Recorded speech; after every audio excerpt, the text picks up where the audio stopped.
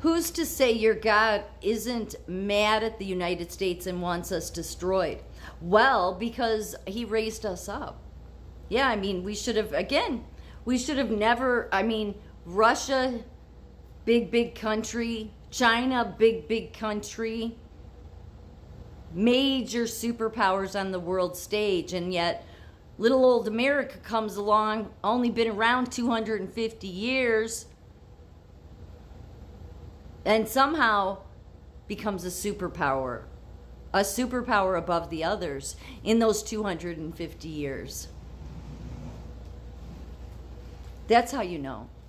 Because, see, if God was going to destroy us, but it says in the book of Revelations, to the letter to the Church of Philadelphia, which is to us, it is, if you look at the history of William Penn naming Philadelphia, that he named it because of the church in Asia Minor. And because many of the founders, the Protestants, the settlers, they all those thousands of people came here believing that they were on a mission from God. Amazing that I'm sure they weren't all in a cult. Clearly they weren't. But they all believed that they were being led. They believed they were the modern day Israelites. They did. Especially the Puritans. But other ones that came too. It's amazing how they just all seem to be, because once you know God and you, to me, talking to God is praying. God wants to know you. In order to know anybody, you have to talk to them. But to this world, it's like, well, I can't see God. I can't hear God. Well, you can. It's a different kind of hearing, but you can. But it takes having to make a commitment. You can't just go to church on Sunday. But we had a lot of very committed settlers and founders, and they believed in those covenants, even though we have a society full of very biblically regressed people now. Those covenants that those settlers made covenants are a big deal to God. Yeah, they made covenants with God. So God's protected this land. We would have already been handed over. It's very simple. When God wants you destroyed, he just turns his back on a country.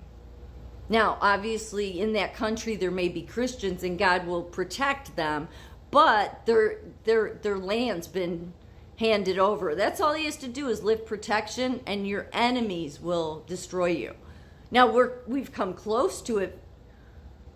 I mean, God allowed 9/11 to take place, but he's protected us on many other occasions. But you look at 9/11, and it was there was a drop in patriotism. And see, everybody, all these preachers and these churches that say God doesn't care about you loving your country. Oh, he absolutely does. I mean, the Old Testament is all about taking the Israelites to their holy land. So that's very important. God wants you to be proud of your country. That's why we have all these liberals that want to make Americans hate America. But we're literally in the last book of the Bible, the letter to the Church of Philadelphia. That letter could, if you read it, could not be talking about the church in Asia Minor. It would make no sense, because that church, even though faithful, eventually fell. In that letter, God makes it clear that the church, in this case, in Revelations, church means nation. So there's a letter John writes from his vision to 7 nations, but says churches.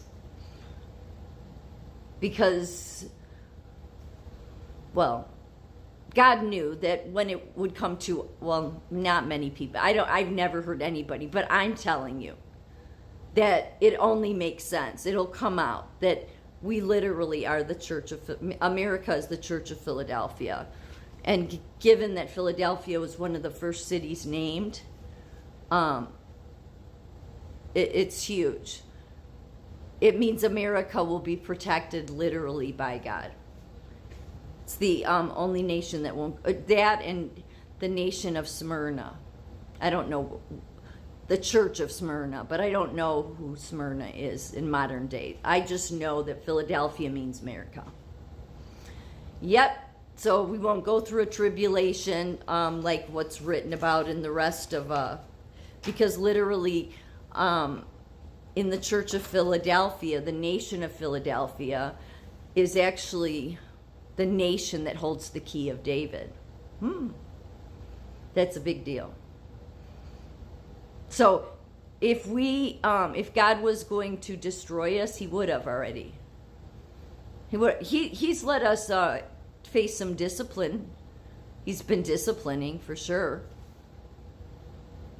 To give us a wake-up call. Get everybody, get the sheep back.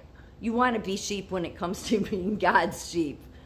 You don't want to be a sheeple to everyone else, but you do want to be a sheep to the shepherd of God. And so God wants to get the people back on track. Understand what your nation represents. And I raised America up to be a superpower, not just because I thought that, these people deserved it. And not that they were our settlers. They were the modern day Israelites. They were the mature. They saw themselves that way, but they were more, I don't want to say advanced, but more mature. They were stronger in their faith. The Old Testament, the Israelites, they're very juvenile in their faith. It's not there. It's contingent on Moses always has to be there or they're going to build up a false idol. Whereas with the settlers that came here, the early ones in the 16 and 1700s, they believed they were on a mission from God. They saw this as the new Israel, or the new Jerusalem. Actually, not the new Israel, the new Jerusalem. And then what have we gone on to do? Well, we've gone on to protect Israel. Regardless, that's the reason why so many people want to make Americans hate Israel. Is because, well, then God would destroy us if we all turned our back on them. God would then destroy us, which is why these people that are up to no good, that are up to evil, want you to hate Israel. So, you'd know it if you were destroyed. Your country would be in communism. Have we lost rights and freedoms? Absolutely. But that's our own fault because we took our eye off the ball.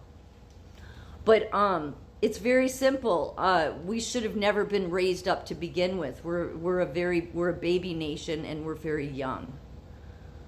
Like it's like almost historically impossible for us to become the biggest power, and yet only been around. We're one of the youngest countries. I mean, there's been a few that have been formed, but never to become a superpower like us. No, God had a mission. God's mission shows through the settlers, even up to the 1776 founders. They knew something was going on. And many of those founders, not just William Penn, well, they named a ton of towns after 5 of the churches in the book of Revelations. And again, the churches mean nations. So there were 7 churches, 7 nations that God said, I'm not happy with you. I'm happy with you. And in the letter to the church nation of Philadelphia, God is very happy. And he asks us to hold fast and not lose our crown. Interesting that he says hold fast. Because, that just happens to be the family McLeod's motto, hold fast. What a coincidence. Donald Trump's a McLeod.